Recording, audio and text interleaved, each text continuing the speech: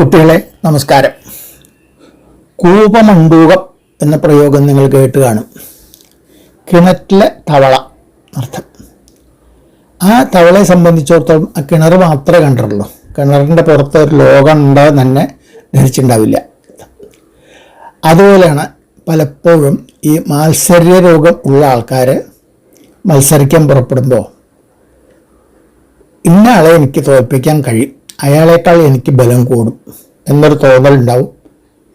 പക്ഷേ തന്നെ തോൽപ്പിക്കാൻ അതിലും ബലമുള്ള ആൾക്കാർ ഇഷ്ടം പോലെ ഈ ലോകത്തിലുണ്ട് എന്നുള്ള കാര്യം ഓർത്തില്ലാന്നും വരും. ലോകത്തിൽ ഇത്രയധികം ആൾക്കാരുണ്ട്, അതിൽ നല്ല ശക്തന്മാരും കഴിവുള്ള ആൾക്കാരുണ്ട് എന്നുള്ള ഒരു ധാരണ വരാതിരിക്കും എന്നർത്ഥം. അതാണ് കവി വിവരിക്കുന്ന. നമുക്ക് 64-ാമത്തെ ശ്ലോകത്തിൽ എന്താ പറഞ്ഞതെന്ന് നോക്കാം. ഒരുത്തനേറ്റം ബലമെങ്കിൽ വേറെ കരുത്തനുണ്ടായവനെ ജയിപ്പാൻ, പെരുത്ത വമ്പാൽ അവനെ ജയിപ്പാൻ തരത്തിലും യോഗ്യർ വസിച്ചിടുന്നു. ഇതിൻ്റെ അന്വയം നോക്കാം. ഒരുത്തന് ഏറ്റം ബലം എങ്കിൽ അവനെ ജയിക്കാൻ വേറെ കരുത്തൻ ഉണ്ട്, പെരുത്ത വമ്പാൽ അവനെ ജയിപ്പാൻ തരത്തിലും യോഗ്യർ വസിച്ചിടുന്നു. ഇതിലിപ്പോൾ ഒരുത്തൻ എന്ന് പറഞ്ഞ ഒരാൾ, ഒരു മനുഷ്യൻ, ഇന്ന ആളെന്ന് ഇല്ല, ഏതെങ്കിലും ഒരാൾ. ബലം എന്ന് പറഞ്ഞാൽ ശക്തി, പുഷ്ടി, ഉറപ്പ്, സാമർഥ്യം എന്നൊക്കെ അർത്ഥം. കരുത്തൻ എന്ന് പറഞ്ഞാൽ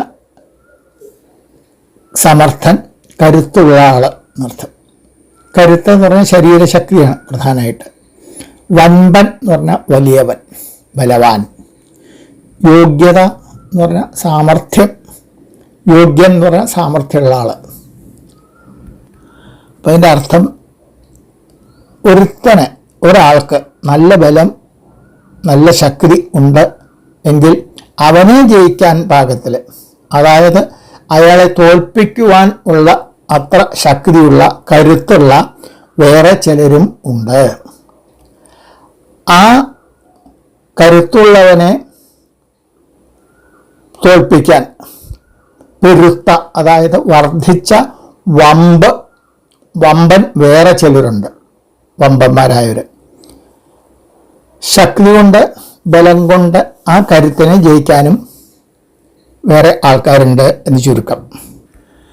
അതായത് നമുക്ക് ലോക പരിചയം കൂടുന്തോറും, ഈ കൂപമണ്ഡൂകങ്ങളല്ലാതെ പുറത്തിറങ്ങും തോറും നമുക്ക് ഇതിനെപ്പറ്റി കൂടുതൽ മനസ്സിലാക്കാൻ പറ്റും. ലോകത്തിൽ വളരെ വിസ്തൃതമാണ്, അതിൽ അനവധി ആൾക്കാരുണ്ട്.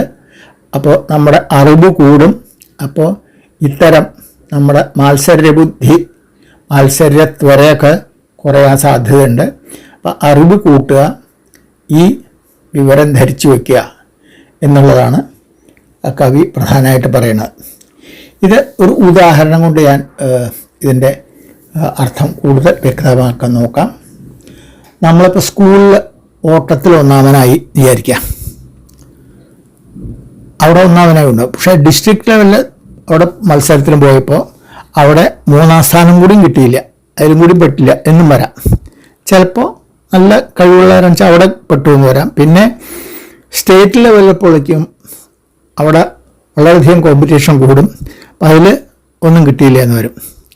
അത് കിട്ടിക്കഴിഞ്ഞാലാണ് പിന്നെ ഇൻ്റർ സ്റ്റേറ്റ്, ഇന്ത്യയിൽ ഒന്നിച്ച് ഉള്ള മത്സരത്തിൽ പങ്കെടുക്കാൻ പറ്റുക. അവിടെയും ജയിച്ചു കഴിഞ്ഞാലാണ്, അപ്പോഴേക്കും ശക്തി കൂടും. തൊണ്ണുമ്പോൾ നല്ല പരിചയവും ശക്തിയും ഒക്കെ ഉണ്ടെങ്കിലേ നടക്കുള്ളൂ. അത് കഴിഞ്ഞാൽ പിന്നെ ഏഷ്യ തലത്തിൽ, അത് കഴിഞ്ഞാലാണ് ഒളിമ്പിക്സ് ലെവലിലേക്ക് അങ്ങോട്ട് പോകാമെന്നർത്ഥം ലോകത്തിൽ.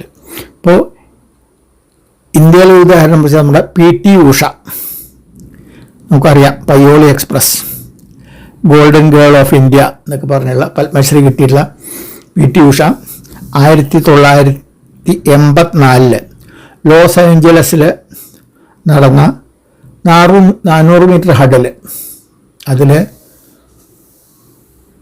1/100th of a second അത്രയും സമയം കൊണ്ട് അവർക്ക് വോട്ട് മെഡൽ നഷ്ടമായി, 4ാം സ്ഥാനത്തെത്തിയെന്നർത്ഥം.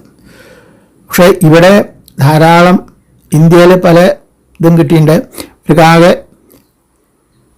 23 മെഡൽസ് ഏഷ്യ ലെവലിൽ കിട്ടിയിട്ടുണ്ട്. അത്രയും നല്ല പ്രകടനമാണ് അവർ കാഴ്ചവെച്ചത്. 84 അവർക്ക് പത്മശ്രീ കൊടുക്കാൻ തന്നെ കാരണം ഇതുതന്നെയാണ്. നല്ല കഴിവുണ്ട്. പക്ഷേ ഒളിമ്പിക്സിലെത്തിയപ്പോഴേക്കും ഇത്രയും സ്പീഡ് പോരാതെ വന്നു എന്നർത്ഥം. പക്ഷെ അത് എന്തായാലും നമ്മളെ സംബന്ധിച്ചിടത്തോളം പി ടി ഉഷ ഒരു പ്രധാനപ്പെട്ട വ്യക്തി തന്നെയാണ്. നമ്മുടെ ഇന്ത്യയുടെയും കേരളത്തിൻ്റെയൊക്കെ പേര് ഒളിമ്പിക്സ് ലെവലിലേക്ക് എത്തിച്ച വ്യക്തി എന്നുള്ള നിലയ്ക്കും ആണ്. ഞാൻ ഈ ശ്ലോകം മനസ്സിലാക്കാൻ എളുപ്പത്തിന് വേണ്ടി പറഞ്ഞു എന്ന് മാത്രമേ ഉള്ളൂ. ചുരുക്കത്തിൽ ഈ മാത്സര്യബുദ്ധി ഉണ്ടല്ലോ, അത് വന്നുപെടാതെ നോക്കണം. മറ്റുള്ളവരെ തോൽപ്പിക്കാൻ പറ്റും എന്നുള്ളൊരു തോന്നൽ വേണ്ട. അതിലും ശക്തിയുള്ള അനവധി ആൾക്കാരുണ്ട്. അപ്പോൾ വാളെടുത്തുവൻ വാളാലെ എന്ന് നമ്മൾ മറ്റുള്ളവരെ തോൽപ്പിക്കാൻ തുടങ്ങിയാൽ മറ്റുള്ളവർ ചിലവർ നമ്മളെയും തോൽപ്പിക്കാൻ തുടങ്ങിയെന്ന് വരും. അപ്പോൾ അതിനൊന്നും ഇടവരുത്തണ്ട. നമുക്ക് മാത്സര്യ ബുദ്ധി ഒരു രോഗമാണെന്നും അതിനെ ഒഴിവാക്കേണ്ടതാണ് വേണ്ടത് എന്നും കവി നമ്മളെ ഓർമ്മപ്പെടുത്ത്. നമുക്കത് ഓർത്തുകൊണ്ടിരിക്കാം. ശ്ലോകം ഒന്നുകൂടി ചൊല്ലാം. ഒരുത്തനേറ്റം ബലമെങ്കിൽ വേറെ കരുത്തനുണ്ടായവനെ ജയിപ്പാൻ, പെരുത്തവമ്പാൽ അവനെ ജയിപ്പാൻ തരത്തിലും യോഗ്യർ വസിച്ചിടുന്നു. അടുത്ത ശ്ലോകം അടുത്ത ദിവസമാവട്ടെ. എല്ലാവർക്കും നമസ്കാരം.